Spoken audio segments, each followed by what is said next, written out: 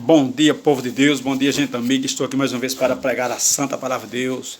Lê no livro de Marcos, capítulo 3, e o versículo 20 até o versículo 30, que tem como título o poder de Jesus para expulsar demônio. Amém? O poder de Jesus para expulsar demônio. Esse poder que Jesus tinha, você pode ter também. Eu posso ter também.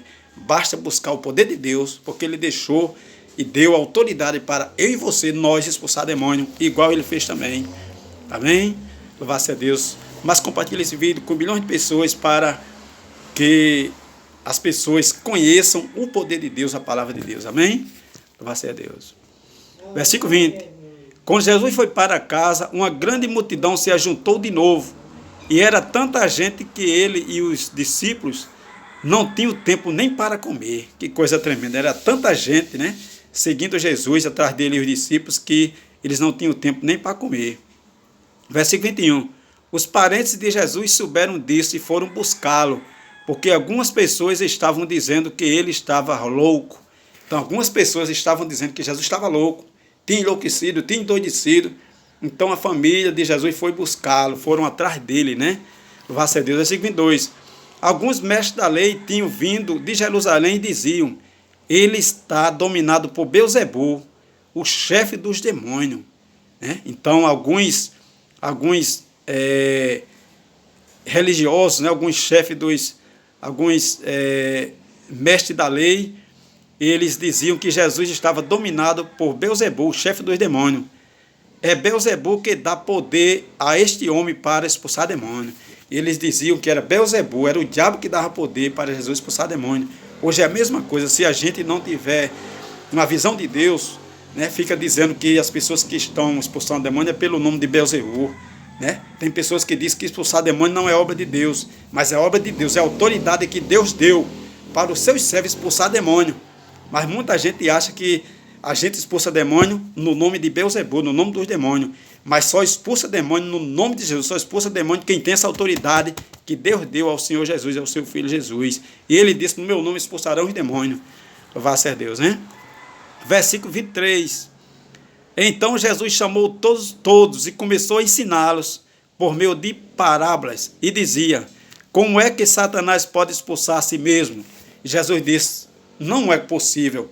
Como é que Satanás vai expulsar a si mesmo? Louvado seja Deus. Se alguém expulsa Satanás é porque tem autoridade, tem o poder de Deus, né? Glorificado seja o nome do Senhor. E ele dizia, né? E começou a ensinar: o país que se divide em grupos que lutam entre si, certamente será destruído. E ele disse: um país que em si começa a lutar, que em grupos começa a lutar em grupos, certamente será destruído. Né? Ele diz, olha, será que aí ele diz, um país que se divide em grupos que lutam entre si, certamente será destruído, né? Que coisa tremenda. E ele diz ainda: se uma família se divide e as pessoas que fazem parte dela começam a lutar entre si, ela será destruída, né? Mesma coisa, se uma família começa a discutir, a lutar entre si, família com família, a mesma família, os membros da família lutando um contra o outro, será destruída, disse Jesus.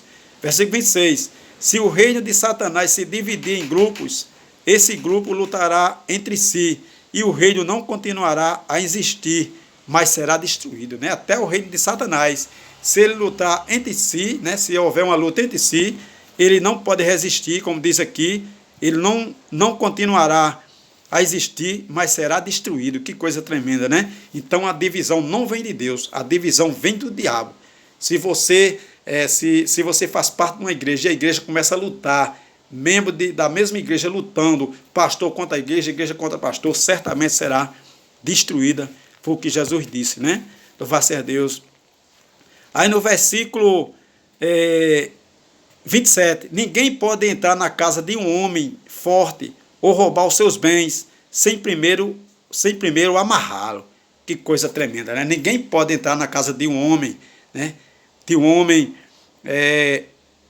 valente, de um homem forte, e roubar os seus bens sem primeiro não amarrá-lo. Somente assim essa pessoa poderá levar o que ela tem em casa, né? Nós sabemos que quando o ladrão vem para roubar, ele domina o dono, né? Porque vem mais armado, vem mais forte. E somente assim, diz a palavra, que somente assim essa pessoa poderá levar os seus bens, né? Se primeiro amarrá-lo. Somente assim essa pessoa poderá levar os bens que ela tem. Versículo 28, olha o que ele diz. Louvado a Deus. Eu afirmo a vocês que isto é verdade.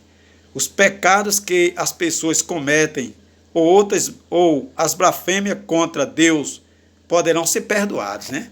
Então, os pecados que as pessoas cometem e outras blasfêmias, né, contra Deus poderão ser perdoados. Poderão ser perdoados. Versículo 9. Mas as blasfêmias contra o Espírito Santo nunca serão perdoadas. Mas quem blasfemar contra o Espírito Santo não tem perdão, nunca será perdoado. Por quê? Olha o que diz aqui. Porque a culpa desse pecado dura para sempre. Que coisa tremenda, né? Os outros pecados têm perdão, mas a blasfêmia, o que blasfemar contra o Espírito Santo não tem perdão, porque esse pecado de blasfêmia dura para sempre, né? Não tem perdão.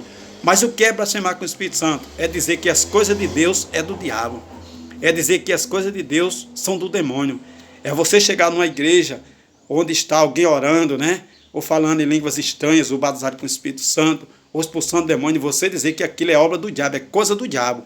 Isso é blasfemar contra o Espírito Santo, e para essas pessoas não tem perdão para os que blasfemam contra o Espírito Santo de Deus. Você pode até blasfemar de Jesus, né? Blasfemar de Deus, mas do Espírito Santo, que é quem convence o homem do pecado, é quem consola as pessoas. Diz a palavra que não tem, para essas pessoas, não tem perdão, né? Nunca serão perdoadas, porque